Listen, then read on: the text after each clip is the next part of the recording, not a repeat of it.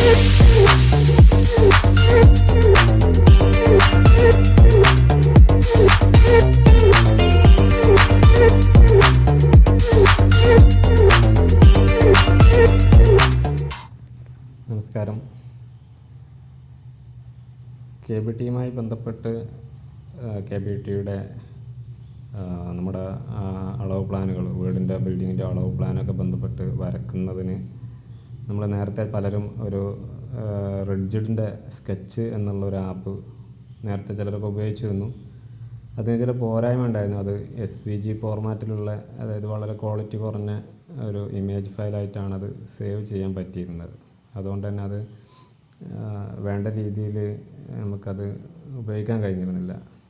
പക്ഷെ അതിന് പകരം ഉപയോഗിക്കാൻ പറ്റുന്ന ഒരു നല്ല ആപ്പ്, അതായത് ഒരു നമ്മൾ സർവേക്കൊക്കെ ഉപയോഗിക്കുന്ന ലൈക്ക സോഫ്റ്റ്വെയറായിട്ട് ബന്ധപ്പെട്ടുള്ള സോഫ്റ്റ്വെയറിൻ്റെ ടീം ഇറക്കുന്ന ഡിസ്റ്റോപ്ലാൻ എന്നുള്ള ആപ്പിനെ പറ്റിയാണ് നമ്മളിന്ന് പറയാൻ പോകുന്നത്. അതൊന്ന് പരിചയപ്പെടുത്താൻ അത് KBT വരക്കുന്നവർക്ക് ഉപകാരപ്രദമായിരിക്കും. അതായത് ഇൻ കേസ് അത് LSD എടുക്കുന്ന പ്ലാന് വെച്ചിട്ടാണെങ്കിൽ പോലും ചിലപ്പോൾ ചാർജ് ഓഫീസർമാർക്ക് അപ്പീൽ പോകേണ്ടതായിട്ട് വരും. വില്ലേജ് ഓഫീസർമാർക്ക് ചിലപ്പം അഡീഷണലായിട്ട് വരുന്ന ഏരിയയുടെ ഇത് വരക്കേണ്ടതായിട്ട് വരും. എന്തായാലും ആ ഓർഡർ വരുന്നവരെ എന്തായാലും പ്ലാന് വരച്ച് സബ്മിറ്റ് ചെയ്യേണ്ടത് തന്നെ ഉണ്ട്. അതിന് ഈ ഡിസ്റ്റോ പ്ലാൻ എന്നുള്ളത് പ്ലേ സ്റ്റോറിൽ ലഭ്യമാണ്. ഈ ആപ്പ് ലൈക്ക ഡിസ്റ്റോ പ്ലാൻ എന്ന് സെർച്ച് കഴിഞ്ഞാൽ ഈ ആപ്പ് ലഭ്യമാണ്. അപ്പോൾ ആ ആപ്പ് ഉപയോഗിച്ച് എങ്ങനെയാണ് നമുക്ക് വരക്കാൻ പറ്റുകയെന്നൊന്ന് നോക്കാം.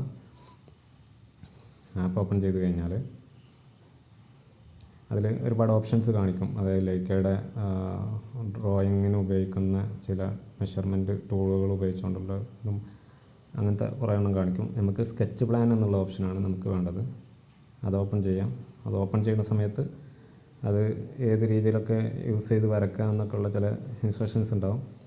നമുക്കതൊക്കെ നെക്സ്റ്റ് അടിച്ച് പോയിട്ട് വരക്കുന്ന ഏരിയയിൽ വന്നു കഴിഞ്ഞാൽ ഏരിയ എന്നുള്ള സെലക്ട് ചെയ്തിട്ട് നമുക്ക് വരക്കേണ്ട ഒരു ഔട്ട്ലൈൻ ഉണ്ടാക്കാം. ആ ഒരു ബിൽഡിങ് നമുക്ക് കണ്ടു കഴിഞ്ഞാൽ അത് എങ്ങനെ ആയിരിക്കും നമുക്കൊരു രൂപം ഉണ്ടാവുമല്ലോ. അതിൻ്റെ ഔട്ട്ലൈൻ നമ്മൾ ആദ്യം വരക്കുക, ഏകദേശം വെച്ചിട്ട് വരക്കുക.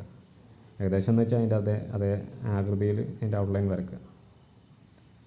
അങ്ങനെ വരച്ചതിന് ശേഷം നമ്മൾ അതിൻ്റെ ഓരോ വശം സെലക്ട് ചെയ്തിട്ട് ആ വശം സെലക്ട് ചെയ്തിട്ട് താഴെ എൻ്റർ എന്നുള്ള ഐക്കണിൽ ക്ലിക്ക് ചെയ്തിട്ട് നമ്മൾ ആ വശത്തിൻ്റെ അളവ് കൊടുക്കുക. നമുക്ക് ആ വശം അളന്ന് കിട്ടിയ അളവ് അവിടെ ടൈപ്പ് ചെയ്ത് കൊടുക്കുക. അതിനുശേഷം ഓരോ സൈഡായിട്ടും നമ്മൾ അളവ് മാർക്ക് ചെയ്ത് കൊടുക്കുക. ഇങ്ങനെ കൊടുക്കുമ്പോഴുള്ളൊരു ഗുണം എന്താണെന്ന് വെച്ച് കഴിഞ്ഞാൽ ഏകദേശം ഒരു സൈഡ് ഏകദേശം ആയിക്കഴിഞ്ഞാൽ അതിൻ്റെ മറ്റേ ഭാഗം അതിന് കറസ്പോണ്ടിങ് ആയിട്ടുള്ള അളവ് വരും. അത് അങ്ങോട്ടോ ഇങ്ങോട്ടോ ഓരോ കോണിൻ്റെ അളവ് നമുക്ക് സെറ്റ് ചെയ്ത് കൊടുക്കാനേ ഉണ്ടാവുള്ളൂ. അപ്പോൾ നമ്മൾ എല്ലാം ഓരോന്നും സെലക്ട് ചെയ്തിട്ട് അതിൻ്റെ അളവ് കൊടുക്കുക. അപ്പോൾ ഈ ഒരു സൈഡ് കൊടുക്കുമ്പോൾ അതിന് കറസ്പോണ്ടിങ് ആയിട്ട് അങ്ങേ സൈഡിൽ അളവ് മാറുന്നത് നമുക്ക് കാണാൻ പറ്റും. നമ്മൾ ഓരോ ലൈനും സെലക്ട് ചെയ്തിട്ട് ആ സെലക്ട് ചെയ്ത് ലൈനിൻ്റെ അളവ് എൻ്റർ എന്നുള്ള ക്ലിക്ക് ചെയ്തിട്ട് അളവ് കൊടുക്കുക. അപ്പോൾ കാണാൻ 8ഉം പുറത്ത് 2 കൊടുത്താൽ മുകളിൽ 10 മാറി. അത് സ്വാഭാവികമായിട്ട് 10 തന്നെ ആയിരിക്കും. സാധാരണഗതിയിൽ അങ്ങനെ തന്നെയാണ് ഉണ്ടാവാറ്. ഈ സ്ക്വയറായിട്ട് വരുന്ന ബിൽഡിങ്ങുകളുടെ കാര്യം വളരെ ഈസി ആയിട്ട് വരക്കാൻ പറ്റും. അത് വരച്ച് പ്രിൻ്റ് എടുക്കാൻ പറ്റും. അപ്പോൾ നേരത്തെ മറ്റുള്ളതിനെ അപേക്ഷിച്ച് നമുക്കിത് PDF ആയിട്ട് പ്രിൻ്റ് എടുക്കാം. ഇങ്ങനെ വരച്ച് കഴിഞ്ഞാൽ അതിൻ്റെ 100 മീറ്റർ സ്ക്വയറാണ് അതിൻ്റെ അളവും അവിടെ കിട്ടി.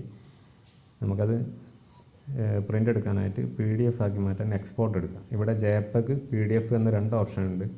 പിന്നെ കുറച്ച് ഹൈ ക്വാളിറ്റി ആയിട്ടുള്ള PDF അതുപോലെ CADൻ്റെ ഫയലൊക്കെ കിട്ടും. പക്ഷേ അത് പ്രോ വെർഷനിൽ കിട്ടും. നമ്മളതിന് പേ ചെയ്യണം. പക്ഷേ ഈ സമയം നമുക്ക് അവിടെ PDF ബേസിക് മതി.